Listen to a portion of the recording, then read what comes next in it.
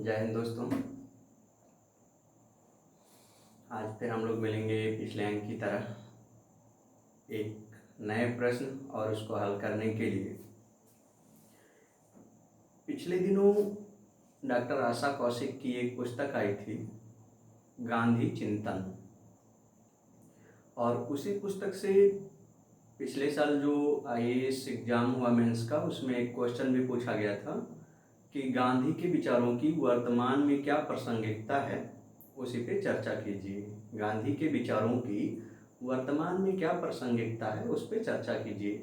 जब भी कोई नई पुस्तक इस तरह से इंटरनेशनल या नेशनल लेवल पे आती है तो यूपीएससी या पीएससी करता क्या है, मेंस में उसी से एक क्वेश्चन पुटअप करता है। तो इसी पुस्तक के बारे में हम लोग आज चर्चा करते हैं कि डॉक्टर आशा कौशिक की पुस्तक है गांधी चिंतन। इससे एक क्वेश्चन पिछली बार पूछा गया था, तो इस पुस्तक को हम लोग थोड़ा सा समझते हैं। तो आज की चर्चा का सार जो है वो गांधी जी के बारे में एक तुलनात्मक अध्ययन हम लोग करते हैं कि जो भारतीय राजनीति है, भाई हम जानते हैं कि हमें स्वतंत्रता किन मूल्यों पर मिली और कितने ज़्यादा हमने उसके लिए त्याग किया, कितने जो है बलिदान किए, तब स्वतंत्रता मिली। अच्छा, दुनिया के जो अन्य देश स्वतंत्र हुए तो उनकी अपेक्षा भारत की स्वतंत्रता एक अलग तरीके से हुई, वो भी गांधी के आने के बाद में।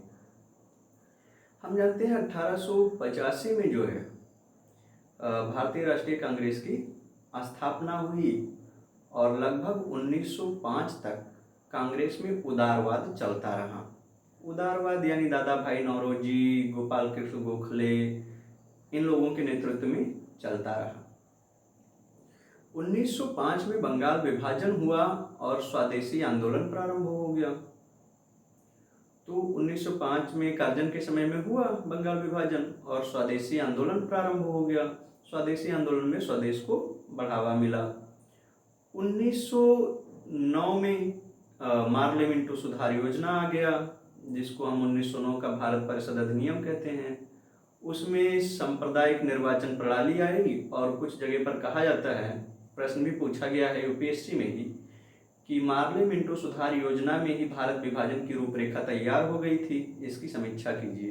तो दरअसल संप्रदाय के आधार पर विभाजन की जो नीति थी वो 1909 के मार्ले मिंटो सुधार योजना में ही आ गई। ठीक है। 1915 में महात्मा गांधी जो है दक्षिण अफ्रीका से वापस आए और साबरमती में उन्होंने अपना आश्रम बनाया। 1917 में उन्होंने भारतीय राजनीति में पहली बार भागीदारी की। 1917 में महात्मा गांधी ने भारतीय राजनीति में पहली बार भागीदारी की। कहाँ से?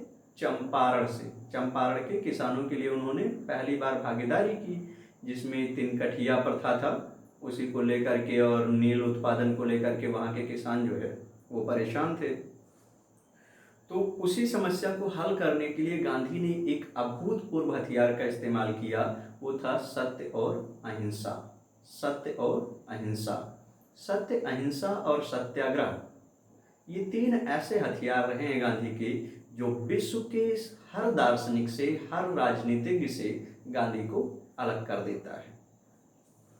गांधी और दूसरे अन्य विचारकों को देखें, रूसो हैं, मैकियावेली हैं, कांट हैं, हाब्स हैं, अरस्तू हैं, या जिनको भी आप जानते हैं वे हैं।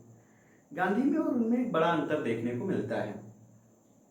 उन्होंने कहा तो, रूसो हो या कार्ल मार्क्स हो या मैकियावेली हो, इन्होंने केवल उपदेश दिया, उसे अपने ऊपर लागू नहीं किया, उसे करने के लिए दूसरों के ऊपर छोड़ दिया। हमें ये करना चाहिए, वो करना चाहिए, वो करना चाहिए, लेकिन करेगा कौन? वो जनता के ऊपर छोड़ दिया। और गांधी की विशेषता ये रही कि गांधी के जो सिद्धांत रहे हैं वे उनके कर्तव्यों में देखे जा सकते हैं। गांधी ने वही कहा जो उन्होंने किया, गांधी ने वही किया ही जो उन्होंने कहा। उन्होंने कहा भी था, मरते समय उन्होंने कहा था कि मेरा जीवन ही मेरा उपदेश है, मेरा जीवन ही मेरा उपदेश होगा। गांधी ने ये विचार रखे थे। तो थोड़ा सा यहाँ हम लोग तुलनात्मक रूप से गांधी को उनके समकालीन के साथ चर्चा करते हैं, मैकियावेली और गांधी। मैकियावेली लगभग 1470 के आसपास में इटली में पैदा हुए थे। 1869-70 के आसपास गांधी जी पैदा हुए, यानी लगभग 400 साल बाद महात्मा गांधी पैदा हुए। मैकियावेली एक महान देशभक्त थे, महान राष्ट्रभक्त थे। गांधी जी के बारे में भी यही बात है, ऐसा वो भी एक सच्चे देशभक्त ही हैं। मैकियावेली जो इटली का एकीकरण करना चाहते थे, इटली को बाहरी आक्रमणों से सुरक्षित करना चाहते थे, और महात्मा गांधी भारत को स्वतंत्रता दिलाना चाहते थे। तो दोनों अपने अपने जगह पर सही थे, लेकिन इनके मूल्यों में अंतर था। मैकियावेली को भी अपने पदचिन्हों पर चलने में बड़ी कठिनाई हुई। उनको यहाँ तक कि मैकियावेली को देश से निकाल दिया गया। तो महात्मा गांधी को भी रंग भेद उन्मूलन के लिए, आप जानते हैं, अमेरिका, यहाँ दक्षिण अफ्रीका में सेंट पीटर्सबर्ग में ट्रेन से धक्का देके बाहर गिरा दिया गया। हालांकि बाद में वही एक घटना इनको जो है इस क्षेत्र में रंग भेद का उन्मूलन करने के क्षेत्र में लेकर के महात्मा गांधी को आई। ठीक है, महात्मा गांधी के बारे में कहा जाता है, एक लेखक हैं गोपीचंद बाघरकर, गुजरात के हैं गोपीचंद बाघरकर। इन्होंने एक पुस्तक लिखा, the political philosophy of Mahatma Gandhi, political philosophy of Mahatma Gandhi, पुस्तक का नाम ही है, गोपीचंद वर्धाकर का। उसमें उन्होंने लिखा कि महात्मा गांधी राजनीतिज्ञों में महात्मा थे और महात्माओं में राजनीतिज्ञ थे। ये लाइन बड़ा ढंग से थोड़ा ध्यान दीजिए, इससे प्रश्न बन सकता है कि महात्मा गांधी राजनीतिज्ञों में एक महात्मा थे और महात्माओं में एक राजनीतिज्ञ थे। तो इसी को थोड़ा हम लोग समझ लेते हैं। मैकियावेली और गांधी के दर्शन में अंतर क्या है? गांधी एक ऐसी राज्य चाहते हैं जो सत्य अहिंसा पर आधारित हो, सत्य और अहिंसा पर आधारित हो। गांधी जो है अनैतिकता में विश्वास नहीं करते, अहिंसा में विश्वास नहीं करते।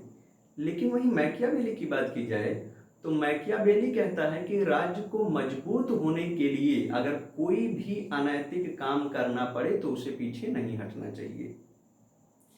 राज्य को कोई भी अनैतिक काम, बुरा काम, अन्याय, पाप, अधर्म करना पड़े, छल कपट दिखावा करना पड़े, अगर मजबूत होता है ये करने के बाद तो उसको निसंकोच करना चाहिए।